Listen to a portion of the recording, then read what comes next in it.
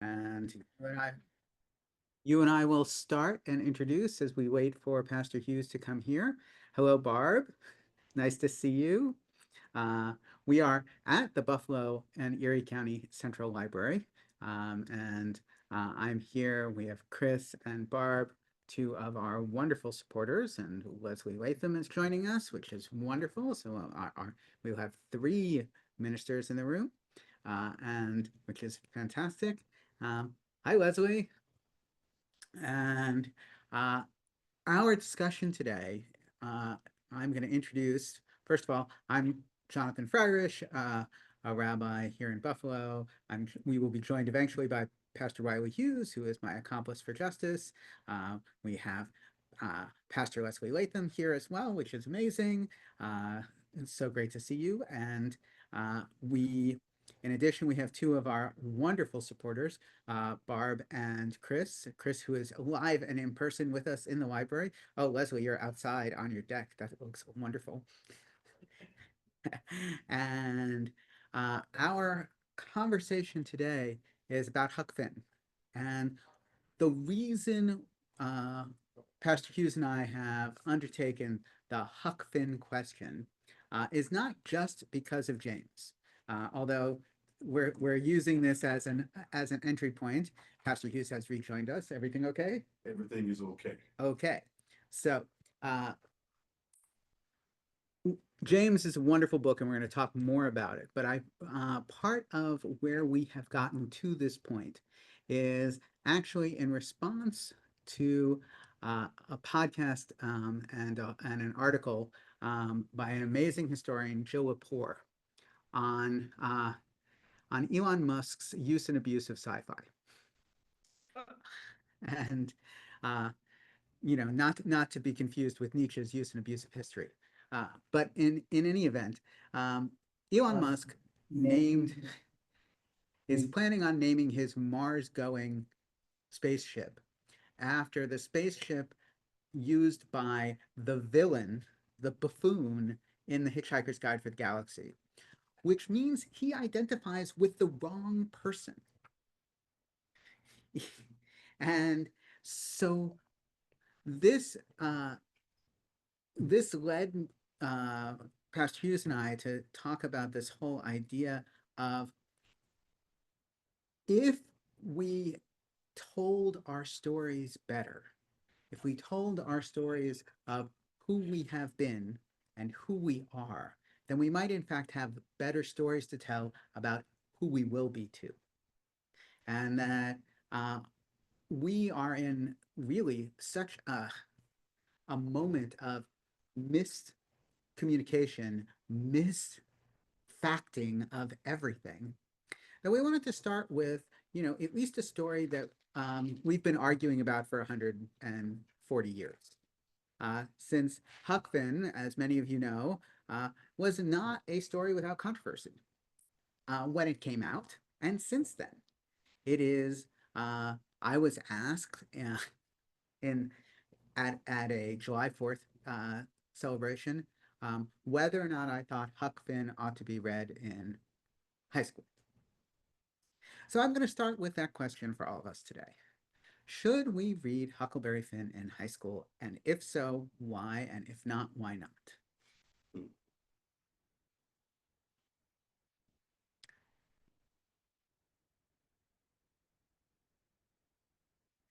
A thought? Not everybody at once, huh? Well, I have an opinion on this, as I'm sure all of you imagine, but and I can opine. Pastor Hughes, pro or con? Huckleberry Finn in high school. Pro. Why? Because it gives a true account of life in the South. Can everybody hear me? No, unmute. Okay. Oh, I'm sorry, I'm muted. All right.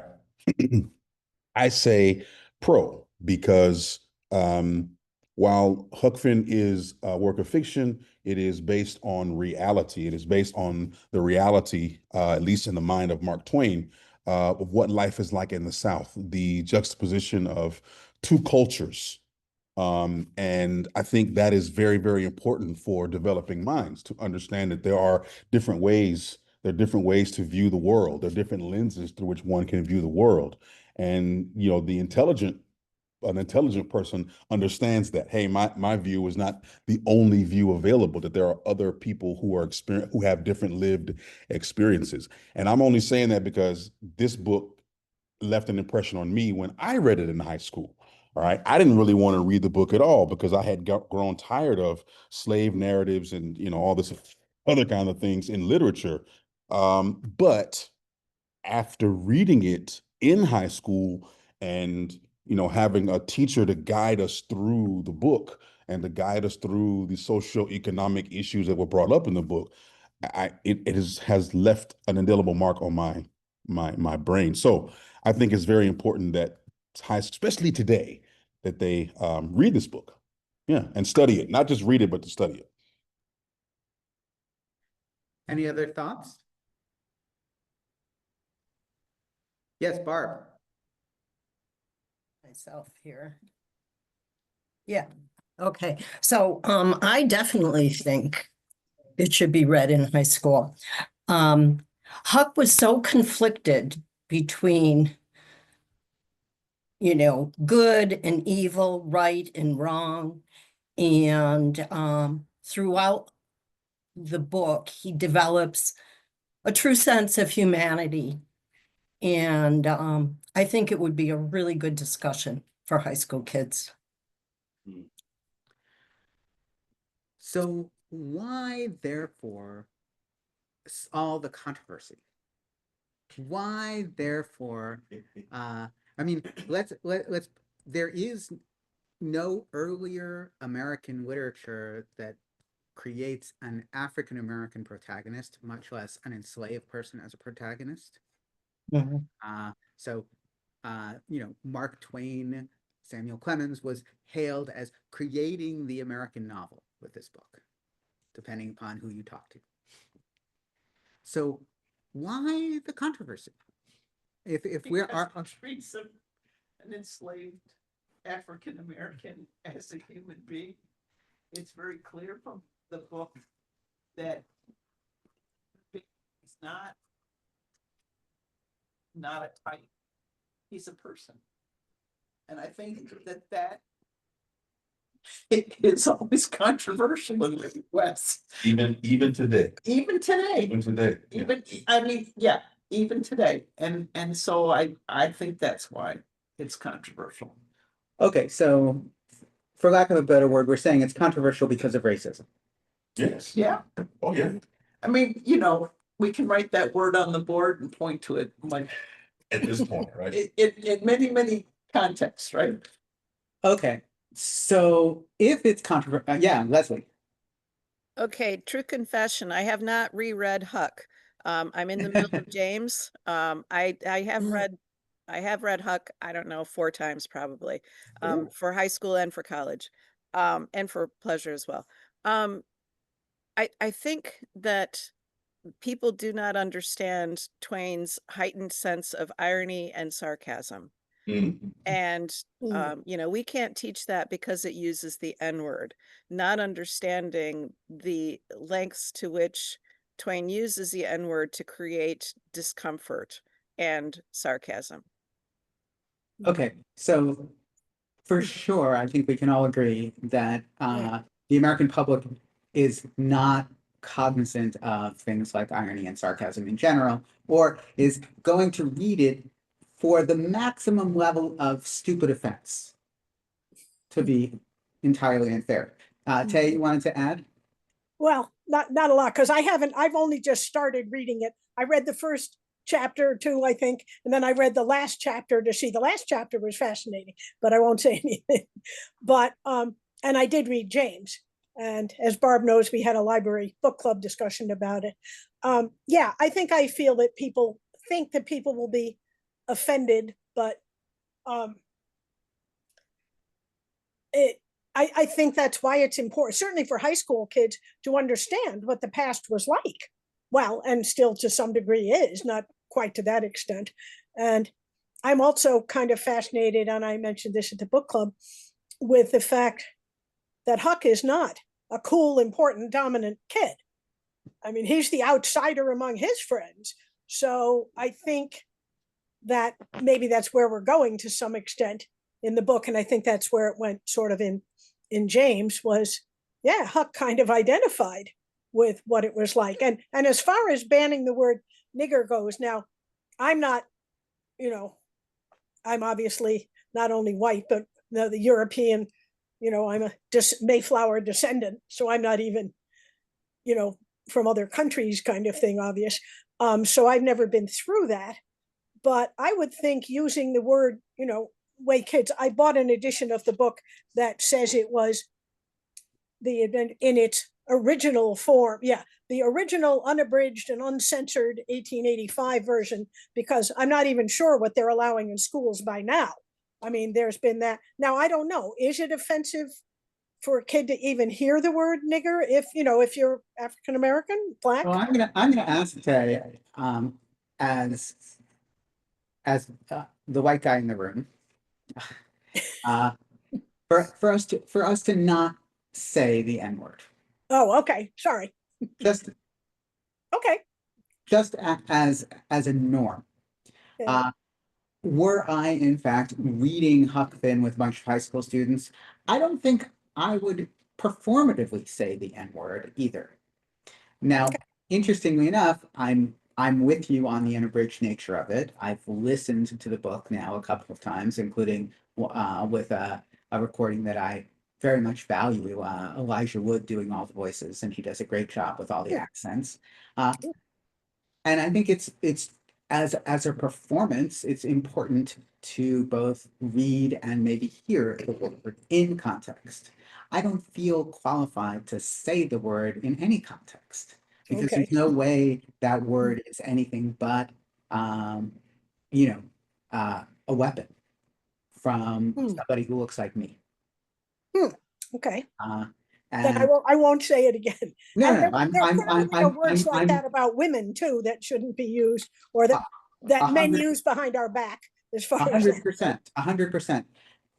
One of the things I'd like to point out, first of all, interesting point on the whole Huck Finn as a protagonist / narrator question is that people have often said that Tom Sawyer was a kid's book with an adult narrator because there's an sort of a omniscient adult narrator, and Huckleberry Finn is an adult book narrated by a kid. Mm. And I think that's a fair categorization. I think the reason why I'm pro this book as a snapshot of Mark Twain's version of the 1840s, because it's roughly set in the 1840s, 1830s, 1840s, depending on sort of his childhood, is that the moral question that Huck faces is not really between right and wrong, but between what society calls right and what he feels is right. So he feels that he's going to go to hell because he has participated in stealing and not returning someone else's property, namely Jim. And he feels that that is fundamentally wrong, and therefore he might as well go to hell. And I think that is an entirely age-appropriate question for somebody in high school, for somebody in college, and for an adult. That those questions, and it highlights, I think, a central question from of who we are. Facebook, Twitter, YouTube, Instagram, and more. The library is on social media. Hope you will follow us to hear about the latest programs and activities. And here I was thinking I had left something out, but it turns out the library is in fact advertising with us. This broadcast brought to you by the Buffalo and Erie County Public Library. And viewers like you. So in any event, I think the use of a time period piece like Huckleberry Finn is to do our best to accurately enter into where we come from, to understand who we are. Hmm. And I think we are in a moment of American history right now where people are deciding that we should continue to tell falsehoods about who we were to maintain an oppressive sense of who we are. What are those falsehoods? Those falsehoods we've been fighting over for the last 200 years, if not 300 years. Number one, on this one, that the Civil War was not fought over slavery. We had public officials, candidates for president, who could not do anything but equivocate over the reasons for the Civil War. In the last election cycle, Nikki Haley could not say that the question of slavery was at the heart of the Civil War. Why is that?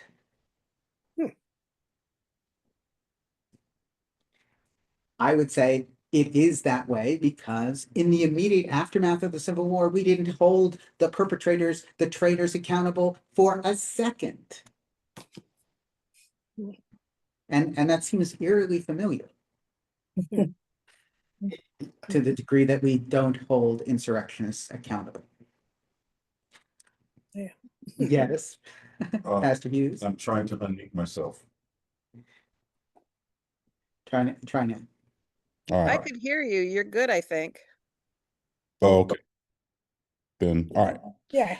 We can, Gosh, I was still trying to respond back at the N-word situation because I didn't want to go down the rabbit hole of the N-word situation, but I did want to address some of those things before we move forward.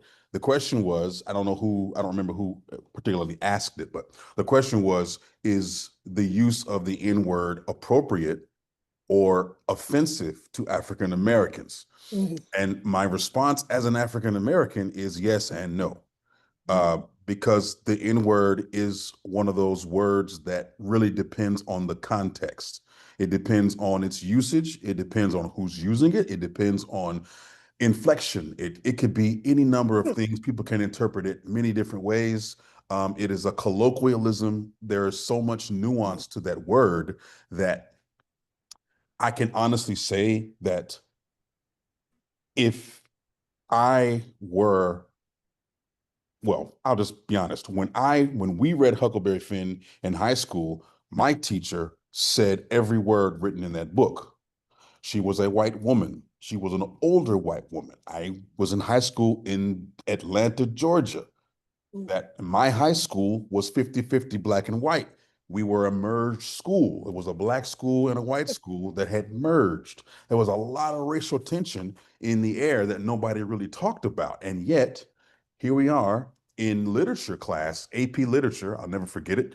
And my teacher, who incidentally it was the mother of Jasmine Guy, shameless plug, she said the word all the time, okay? And her justification was, this is the literature, this is the text. And she said that we need to understand the text, we need to understand the history, we need to understand the culture that the text is trying to tell us. And in those days, they said the word all the time, and it meant different things to different people, right? Also, again, you talked about performance. I mean, it's this, and I would even say that's it's the same thing. When you're performing something, you have to be true to what you are performing. What my problem about the N-word is that it has become a weapon, but for the wrong reasons. Okay. My issue with the N-word is that it was used as a weapon against African Americans, and then African Americans co-opted the word and made it a term of endearment for each other. Whether that be right or wrong, that's what we did. So we took the power away from that word and then we gave it power for us. And so all of a sudden, when the word was a weapon against us, everyone had the freedom to use it indiscriminately. But as soon as we took the word and made it our own, all of a sudden it's it's offensive. All of a sudden we shouldn't use it. So use the word. I'm reminded of Samuel Jackson. Samuel Jackson was acting in a movie with Leonardo DiCaprio, a Quentin Tarantino movie. Django Unchained. And in this movie, Leonardo DiCaprio played a slave owner. And in the script, he had to say the N-word many, many, many, many times. And as they were rehearsing and as they were practicing for this film, Leonardo DiCaprio was like, man, I'm saying this too much. I don't want. And Samuel Jackson was like, just say it. Just say the word. Just say it. It's in the script. We're talking about the 1800s here. Everyone used that word. Black people used it. White people used it. Chinese people used it. Everybody used the word. If we're going to perform it according to the timepiece, then we must be true to the time. And if you've ever seen Django Unchained, you'll know that, at least for me, that was a very powerful film. I loved it. I loved all aspects of it. So, in a nutshell, that's my that's my take on the N-word situation. Say the word as long as it is in, right context. And I'm still going to stand by the idea that I shouldn't say the word. And because permission from you, I'm not going to take as permission from every African American who might hear me say Of course not. And so I think I'm going to err on the side of caution for me. And I think it's a complicated question. I wasn't giving you permission specifically. I was just saying, let's I not be heard so encouragement. afraid. Okay. No. Let's not be so afraid, because I'm not so Ironic. afraid. If anyone calls me that in this room, I'm not going to get offended unless you meant it for ill. To offend. To offend, right? And when you say it to offend, then I will take offense. But if you're saying it, just like Charlotte was saying, I didn't feel offended at all, because we're talking about Huck Finn. The word is used like 100, So here's an interesting question from the Huck Finn perspective, right? Mark Twain received a huge amount of negative feedback for the book throughout the entirety, and he played it up, right? He was like, he more than anybody understood that negative attention was still attention, and by all means, ban my book, and then everybody's going to go out and buy more of it. That's fine. He basically said that, and of course, what an interesting question. I'm just thinking about it, that Mark Twain is a white guy with an empowered, famous white guy who can afford to do that. What happens, in the hypothetical, if the author of a book like Huckleberry Finn is actually African American? If so, and then there's this whole question of is Uncle Tom's Cabin or Huckleberry Finn the better anti-slavery book, which is also a question that's entered into. Neither of them were. Neither of them were good anti-slavery books. Neither one of them were good anti-slave. Why do you say that? They weren't anti-slave. They weren't anti-slave book, not from my reading and my interpretation. Okay, so why do you say Huckleberry Finn is not an anti-slavery book? Because it wasn't about anti-slavery. It was telling a story about a boy who was having some issue. He had compassion for a human being, but he also understood that what he was doing was illegal. So this was in more of a moral thing than it was an anti-slavery thing. Okay, so in my opinion. So I think this is a really valid question, because the question is raised actually in James, sort of jumping ahead, as to whether or not the troupe of white minstrel singers are abolitionists. And oh my God. So and the question I think is relevant here, because being anti-slavery and being an abolitionist are not the same thing. I agree. In the 1840s and 1850s or 1860s, right? So that we have this significant range of opinion about being against slavery, right? Abraham Lincoln didn't start out as an abolitionist, but Abraham Lincoln was anti-slavery before he was an abolitionist. Okay. He wasn't an anti-racist. Okay. He was still a racist. He didn't think slavery was a good idea though. And Anyway, I mean, let's not go there. but I think we certainly see over time, right? You know, the staunch abolitionists, right, at William Lloyd Garrison didn't feel that the United States was worth saving over slavery, right? He was against the United States. He burned Yeah. a copy of the Constitution. Burn it down. Yeah. You know, making him, in fact, more radical than Frederick Douglass, Mhm. who, as an abolitionist, is still pro-institutionalist in that he feels that the United States can be reformed. He even, you know, will use the Declaration of Independence in a way that Thomas Jefferson never intended, it inspires Abraham Lincoln Exactly. to use Yeah. the Declaration in a way that. So, I am going to take the position that I think Huckleberry Finn is an effective anti-slavery book, because I think it undermines the very idea that it is okay to own people, period. And I think it makes the moral case that owning people is wrong, and that therefore it undermines slavery, and therefore it is a good way of teaching humanity to its readers. That's my hypothesis. I'm throwing it out there to be attacked. Disagree, but okay. Okay, so tell me. I disagree. Well, okay. Let me not say I disagree. I just don't see it that way. How about that? I hear what you're saying, and oh, if everyone can still hear me, I won't have to unmute myself. Can everybody hear me? Okay, everyone can hear you. Okay. Good. I don't, I hear where you're coming from, and I've never heard that before. Never heard anyone say that Huck Finn was an anti-slavery book. So that's intriguing, but I just don't see it that way. I don't see it that way. I hear what you're saying, that yes, this was about the moral convictions of someone who felt that it was wrong to own people. I get that. But I just don't equate that with anti-slavery. I don't think that's what it was about. I just don't see it that way. For me, okay, hypothetically speaking, if I would accept it as an anti-slavery book if you had no moral confusion about it. If there wasn't this, hey, I'm being righteous, but I'm worried that I'm not doing the right thing, right?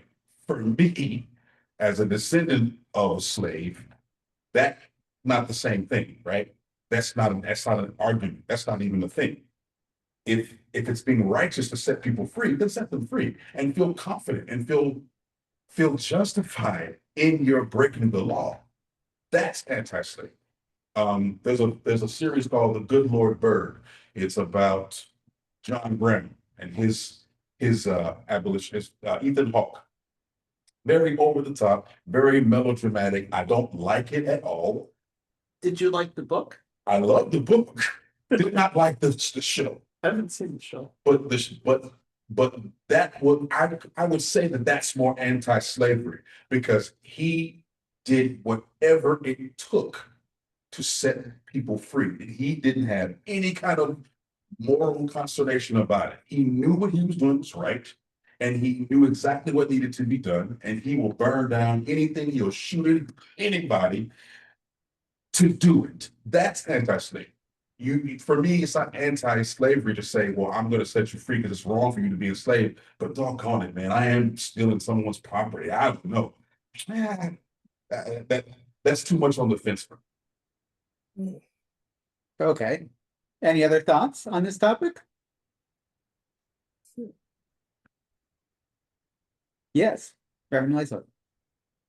I don't like binaries. I don't like, it's either all right or all wrong. Yeah. I don't like black, white. I don't like, I just don't like binaries. I think that there is a huge area to understand that people are morally ambiguous and complex, and that Mark Twain, as a writer, was not a perfect human being. I don't think anybody could argue that he was a morally upright all the time person, which I think causes more interest as you explore the depths of your own moral ambiguities and how you act when confronted with such situations, whether you take the side of, yes, well, let's go down the river, but yes, I'm going to try to get you back because you are stolen property, even though I don't agree with all of the precepts of people owning people.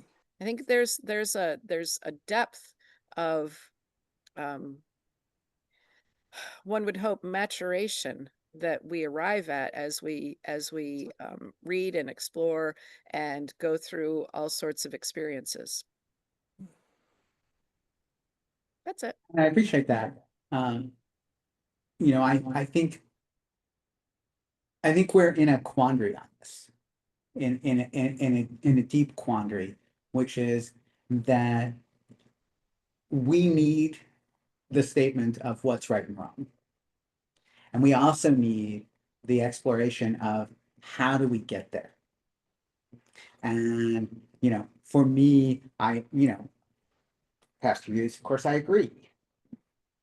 Slavery is an absolute wrong, and it needs to be fought.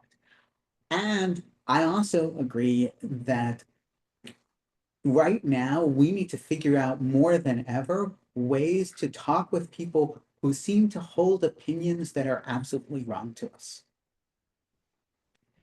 That we are in a crisis of being able to talk with one another because we have so scoped out a litmus test of, I'm sorry, you believe this thing, I can't talk to you because you're wrong, so wrong that I can't possibly speak with you. And Pastor Hughes, I know you have something to say, because this has been the crux of a lot of our conversations. Yeah, well, I mean,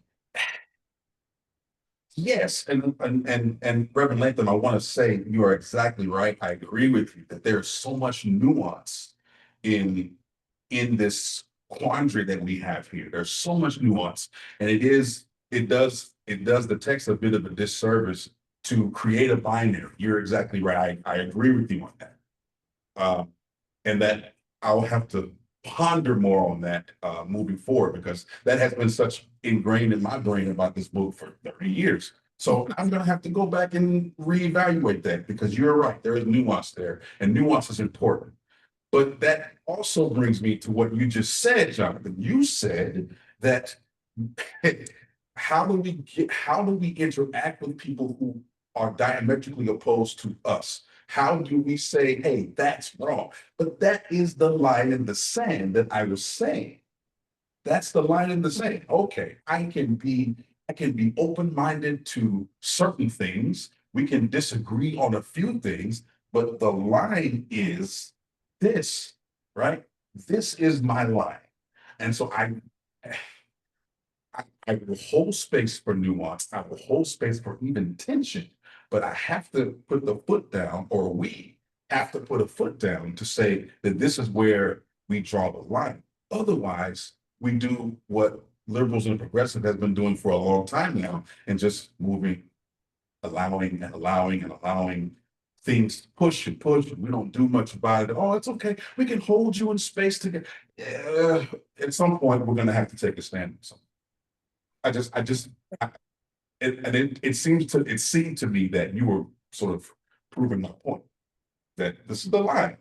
And that's why I felt like Huck was not an anti-slavery book, because it wasn't definitive about anti-slavery to me, to my reading.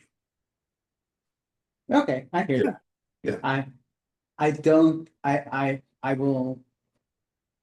will put a fierce line out there. So yeah, Barb, and then Sharp, and then Ted. Okay, yeah. Well, to answer, you posed a question, how do we talk to people who are diametrically, opposed to our way of thinking? And I don't think that, I think we put too much emphasis on us talking and not listening. I think 75% of good communication and finding common ground is listening to the other person. And I guess that's really all I want to say about it. I mean, when you're talking to someone, you can't be telling them they're wrong. You know, you have to find another way. Yeah. Tay, you had something to say? Well, two things actually now after what Barb said. I have a couple of books and I can sort of see them from here, but not well enough to tell you much about them, that my son and one of my friends talk about, that have to do with that idea of how do you talk to someone on the other side of things. And I do remember the beginning of the book where the guy, well, I won't take you into there, but there are several interesting books about it. And if we're going to text or something later or email, I might send the links because they are interesting. But Well, it could be our next series. Right? Okay. How to talk to people we disagree with. That's an interesting thought. Well, what I want to bring up is sort of a story. Well, it's a true story. I have an ancestor who was an abolitionist starting in the 1830s. And he lived in Ohio. It's not like he was in the deep South or something. But anyway, he lived originally in Ohio and then eventually in Massachusetts. And what happened to him in the 1830s, he was a college professor, a math professor at what I think became, I've forgotten whether it was Northwestern, but one of the bigger universities, but he was a college professor in Ohio. And he and two other professors were told, okay, you've been abolitionists, you've been writing articles in the paper or talking and things. I don't remember what they did. But anyway, you have a choice. You can stay here and keep your job, or you can leave, because parents who read your things will not send their young people to our college if they're reading things from the college from abolitionists. Now, this was in Ohio, not the deep South. And so there you were. Well, he ended up in Massachusetts, and then I think fairly late in the Civil War, he and a bunch of people were arrested because there was somebody who had come into, I think it was Boston, but I wouldn't swear to that. I think it was Boston, to grab a fairly prominent escaped slave. And they had gone out and run a protest against this happening. I guess they were somehow had captured him and wanted the government to give him back or something. I don't remember the details. All I remember is the people who protested about that were put in jail. They were released eventually because other people objected.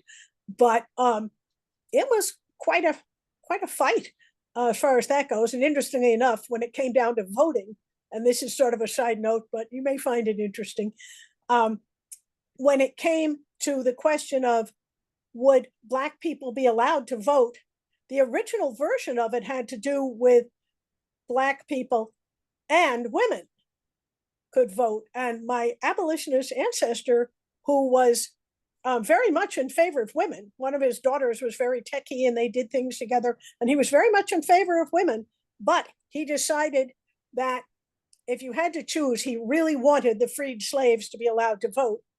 And he knew if they left women in, it would never get passed. So women had to lose their right to vote. So apparently it's all a matter, well, in a sense, that's not, okay, binary, I guess. It's, we have to make choices, and maybe that's true. But yeah, I will keep track of what the books are because I can see them from here. Okay, sorry about that if I talk too much, but No, not at all. it's kind of a different point of view. It isn't Huck Finn exactly, but we're back into the Civil War. But the other thing I will say, and then I really will stop. We learned at the library book club a couple of years ago in a book we read that the reason that we have one country was at the time of the American Revolution, the South apparently didn't particularly want to join the North in fighting the British. They kind of liked being there, except that was when the British were talking about not allowing slavery there. And therefore, if we were a British colony, slavery wouldn't be allowed here. And so that's why the South wanted to join. Apparently, otherwise, they didn't want to join, from what I read.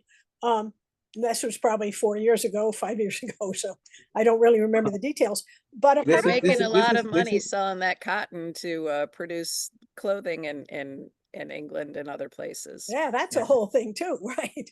No, Right, and William Lloyd Harrison's point on this is that slavery is in fact written into the Constitution, Mhm. right? That the three-fifths compromise, it's not a Yeah. compromise on enslaved people being actually three-fifths of a person. It's on enslavers being able to vote with three-fifths of the vote of all the people that they have enslaved.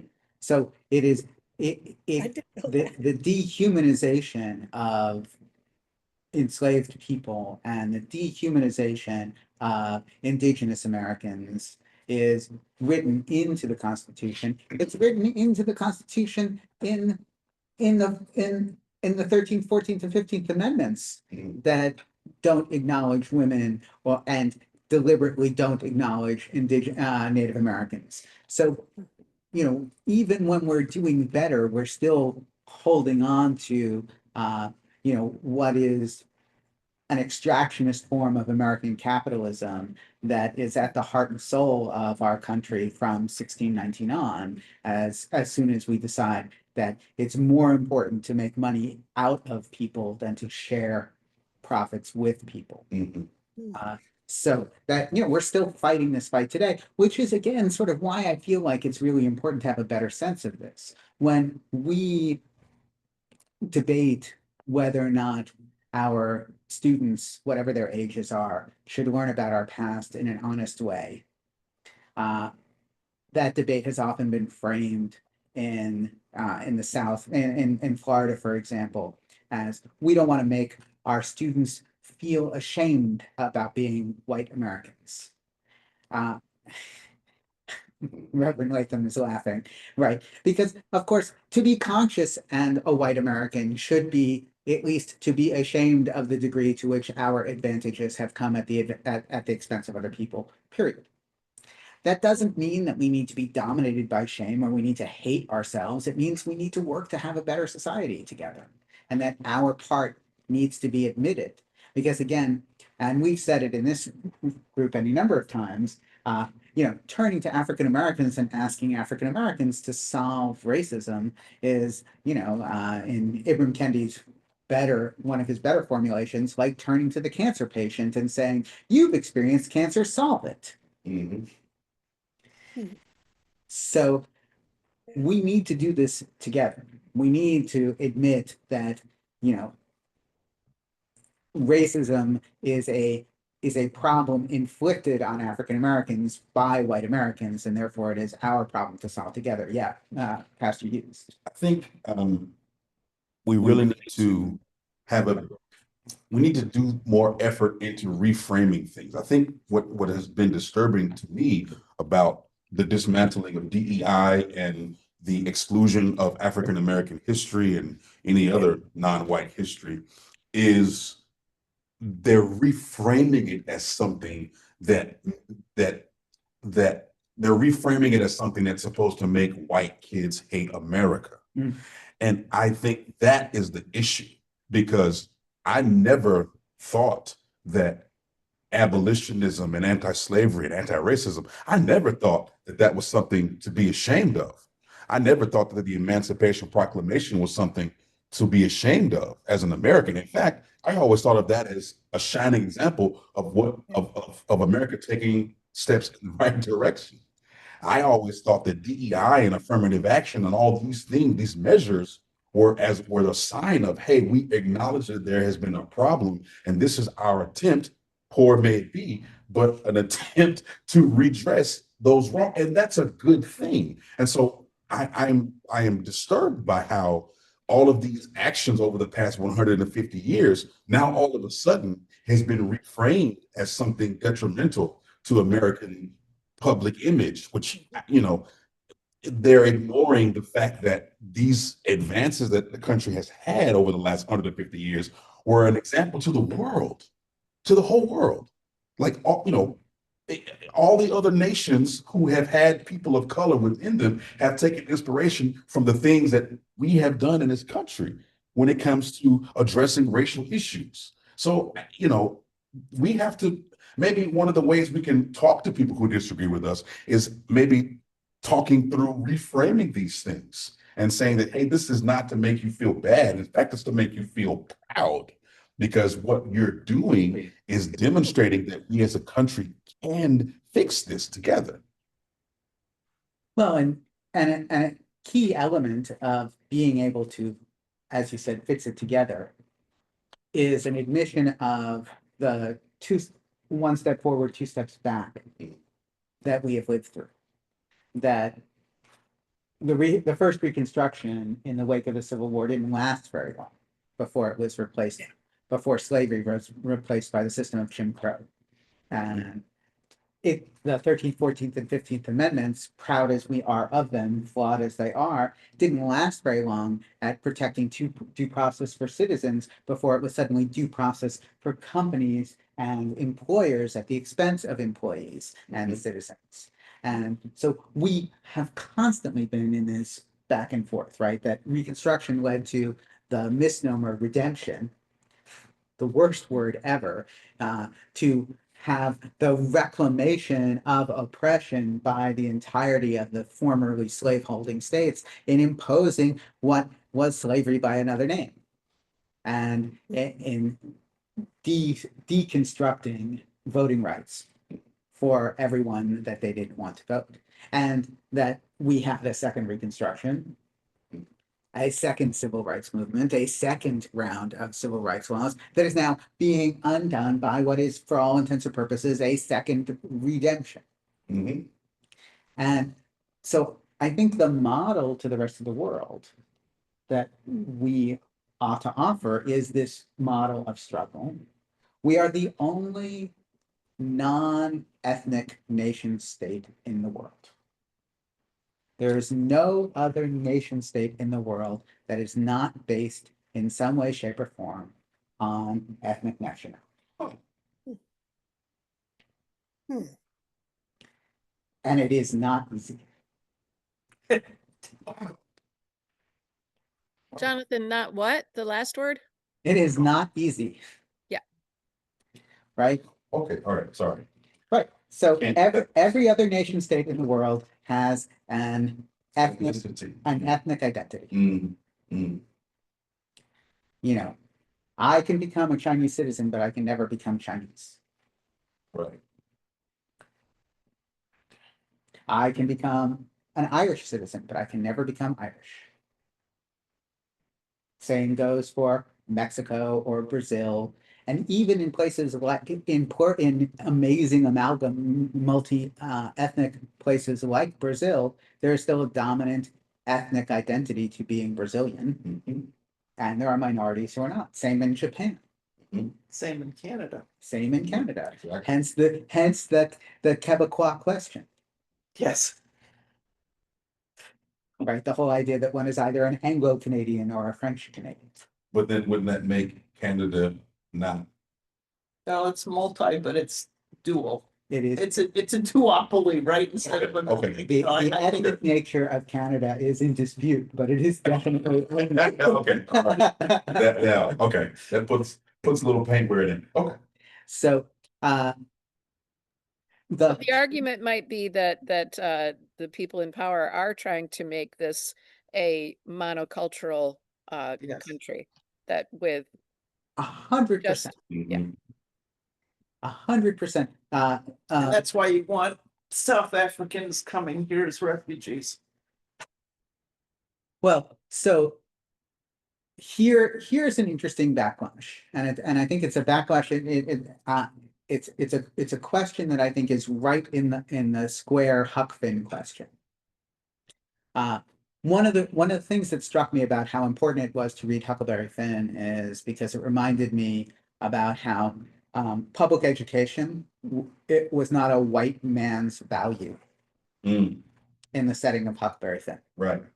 That Pap Finn is against education in principle. That learning is contrary to his understanding of what it is to be a successful man in America. And so that the Huck Finn entry into the past for me was a reminder that public education, for example, has always been sought for and fought for by women and minorities in this country. And because it was viewed as an equalizer, but Reverend Latham, as you pointed out, the quote unquote monoculture that wants to be dominant in this culture redefined whiteness to an interesting way right now, so that somehow we have some sort of white masculinity monoculture that they would like to establish as the norm. But in that, they don't want to share anything, which is exactly Pat Finn's perspective, that nothing should be shared, that we should have sort of an original colonial culture that, might makes right, and which is, if it goes back to, Once and Future King, where the author puts forward this idea that even that King Arthur and Merlin are in fact having a discussion about how to create a society where might makes right is not the norm. How do you have a fairness doctrine that isn't supported by, that doesn't only support the most powerful? So I think I'm going to stand on this idea that Huck Finn is an important part to get us into our past, to better understand our present. And I'm going to make my final case for it being somewhat anti-slavery. Somewhat. And I'm going to say that because I think Mark Twain in Huck Finn and W.E.B. Du Bois, really 50 years later in the 1930s, and writing Black Reconstruction, are fighting the fight of telling American history. And that the image of an enslaved person, being a human worth connecting to, being someone of value, is so countercultural in the 1840s that it is, for all intents and purposes, an anti-slavery argument that needs to be preserved, to say that not that all those who were in slaveholding states, all those who lived in enslaving families, were not denying the wrongness of what they did, that it wasn't all great, which is what redemption tried to put forward, that this wasn't about enslaving people, it was about states' rights. That, State rights to own slaves. the enslaved people, they were actually better off.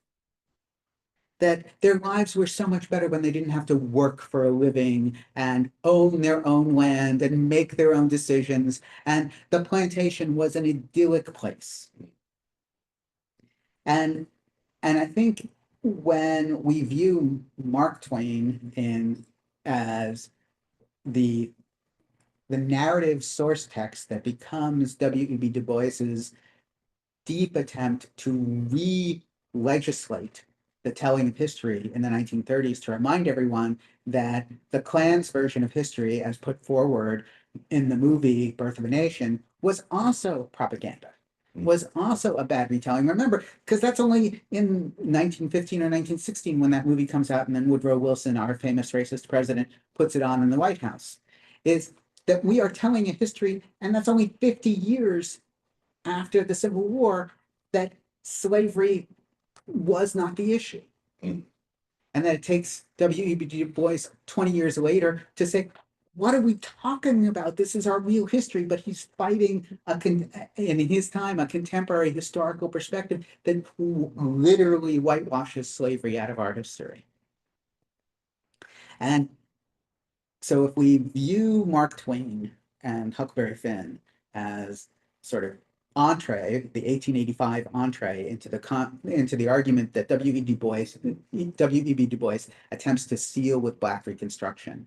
And now we are laying the groundwork for James and Percival Everett, saying we need to continue to retell our history, because what is missing in Huckleberry Finn that comes forward in James is the depth of the terror of being an enslaved person, the awfulness of being whipped, the awfulness of being lynched, as we will see, for those of you who haven't read it yet, for stealing a pencil.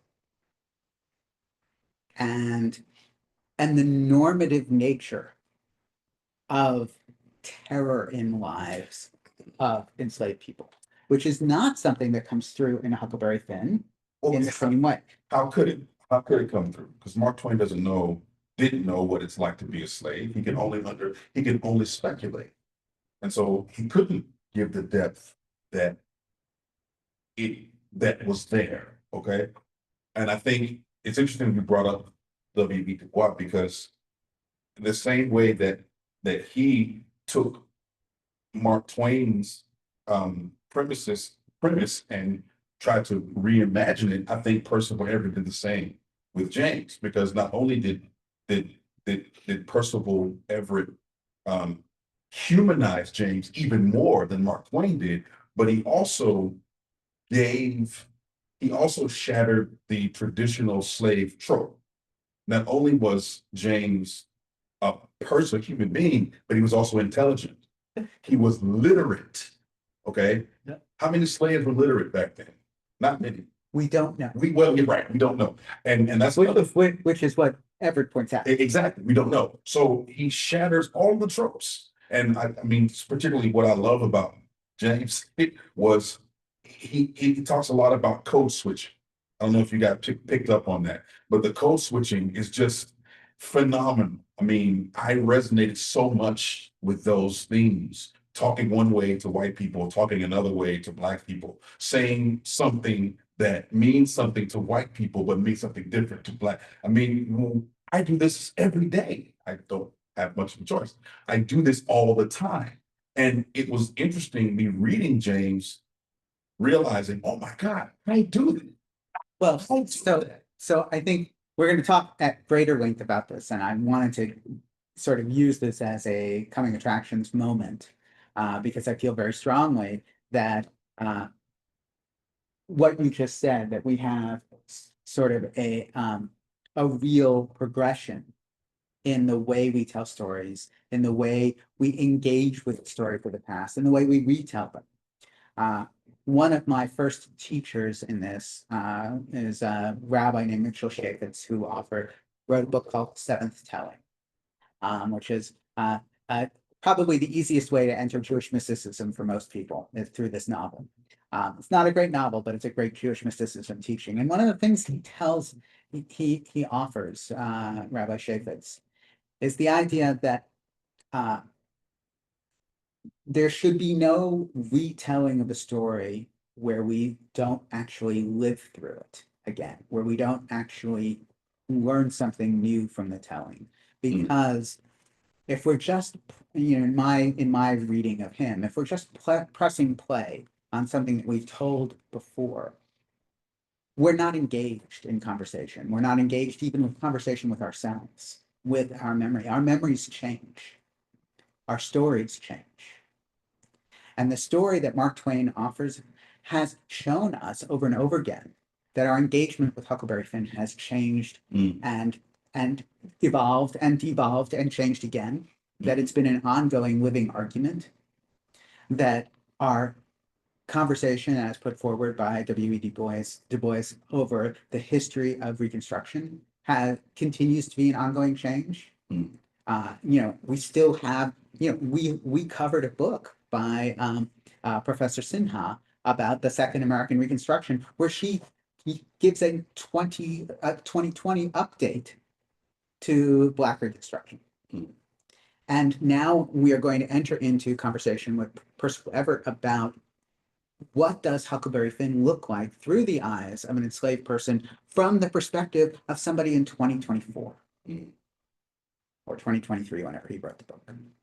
And this is the living narrative of who we are as people, of who we are as Americans. And if we're not engaged in it, we're engaged in propaganda and lying to ourselves and each other. And when we engage in public falsehoods, we all suffer. So what I hope to see for next time is how James is going to offer us all a new way into telling an old truth in a revised way, in a compelling way, in a way that allows us to participate in something that is transformative and hopefully for a better future for us all. Any other final thoughts? Yes, Barb. It's not a thought. It's just a reminder that before next week's session is the Good Troubles March in Buffalo. Absolutely. So a week from today, July 17th, I believe, Yes. is the next Good Troubles March. So please, if you want to show up for that, please do feel free. Thank you for reminding me. A week from today also, on Thursday, July 17th, is our next walk together. Yes. And we are meeting at the MLK Park on the east side at 5:30. Same bat time, same bat channel. So that and our walk with us is an opportunity for us to, in fact, just be together. We don't broadcast it, we don't record it. We want to, build trusting relationships and walking together. So that's going to happen next week at this time. 2 weeks again on Thursday, July 24th. We will be back here both on Zoom and at the Buffalo Erie County Public Library on 1 Lafayette Square to talk about James. And then in 3 weeks, on the final Thursday in July, to complete our quintuplet, our quintet of Thursdays, since July is a long month with 5 Thursdays this year. We are going to be at the Michigan Avenue African American Heritage Corridor to tour the Nash House. We will pick up the fee for the Nash House for anybody who shows up. But I'll send more information about that via email. Chris, you want to say something? No? No, thank you. Pastor Hughes? This was a fantastic conversation. Thank you all for being here. Yes, Tay? I just wanted to say, I'm not sure I'm going to be in Wisconsin with my grandkids on our next, when we're going to talk about James. I'm hoping I can make it, but if I don't make it, it's not because I didn't want to. Okay, well, the recording will be out there on YouTube and as a podcast, as all of ours are. Okay, good. So, because we do record the stuff that we do on Zoom, thank you all. Blessings all. I so appreciate all of you. I feel like we are at the beginning of something, that these conversations are beginning to turn into doings, not just talkings. And I am honored by all of you contributing and leading me in that direction. Well, let's hope it's an evolutionary process. Amen to that. And things are getting better, yes. Oh, God willing. In this country, well, that's what I'm hoping in this country, is all the problems now will evolve into something better, but. Thank you all. Thank you, Pastor Hughes, for being my accomplice for justice. Thank you for having me. Thank you all for your contributions. Well, Great. thank Fantastic. you guys